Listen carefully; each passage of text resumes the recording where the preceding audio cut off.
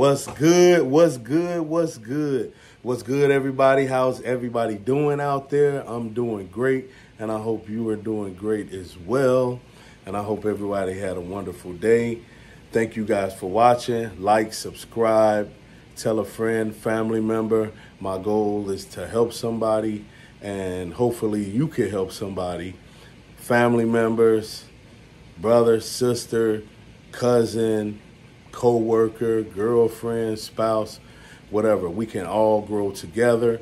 Leave in the comments if you have any updated information or if you have any information about credit, banks, denials, just your outview or your experiences that you have had. It really means a lot. Share, because I'm still learning as you all are still learning. And I'm going to continue to make these videos and give you guys that raw game as I always given. And I'm always going to give you based off of my own experience. And this is just my personal opinion about things. And one last thing, join my school group, which is totally free, which we'll all be commenting and posting, leaving our wins, our losses, sharing banks, data points, whatever, you name it. And there'll be some people going live. You may want to join their group, real estate, Amazon, trucking, things of that nature. So join that group as well, and tell your friends to join as well. And it's all totally free. But today I'm just going to talk a little bit about business. I'm still on the business funding, business credit. I'm just going to talk. A lot of us, we really don't know why we get approved for business credit when we go, or we really don't understand how to properly fill out an application. Most of us, no, I'm not even going to say most of us, but some of us, we don't even, especially a startup business, we might not even have a W-2 form if they ask for docs, or we may not even know how to fill out a profit and loss sheet, or we might not have a profit and loss sheet. We just may not have those business things that we need to get higher funding, or some of the things that the banks may ask for. And that's why they came out with no doc. What no doc is pretty much, it's called stated income. That means, or let me say this too first, that a lot of us, when we go into the bank, we fill out these applications, then they may ask, well, how much have your business made? You put 0.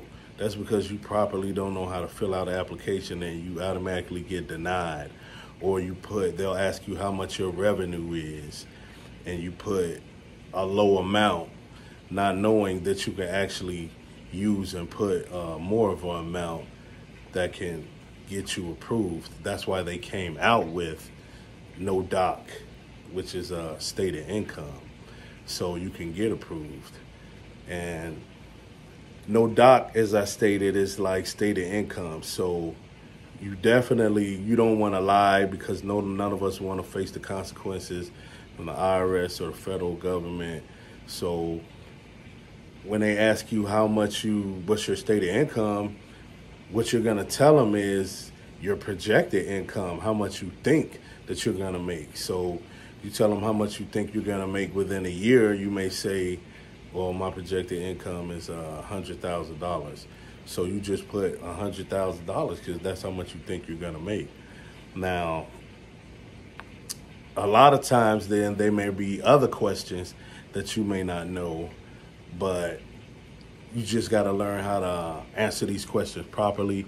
And you learn how to answer these questions properly by some of the things I'm going to tell you, or you do your research. Or for instance, they can ask you what you can use your personal income, but you can also use other people's incomes that's in your household. And that's a total income combined. So you could use your spouse's income, children's income. So that's another income you could write down on the application as well, so you don't get denied.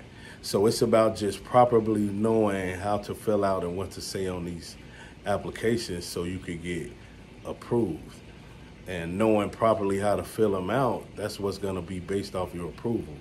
Now, you definitely want to have your personal credit intact because you're going to need something to back you up. So that's why I always say that's a personal guarantee. So when they go back and look at your credit score, they can say, well, okay, if he's making $100,000 or if he's making however much money and you got a great credit score and a good profile, well, we see that you were able to pay this card off, your utilization is low. So now you have something backing you up. So that's going to back you up. That's why I always tell you to keep your personal credit intact, because your personal credit is like your co-signer for your business.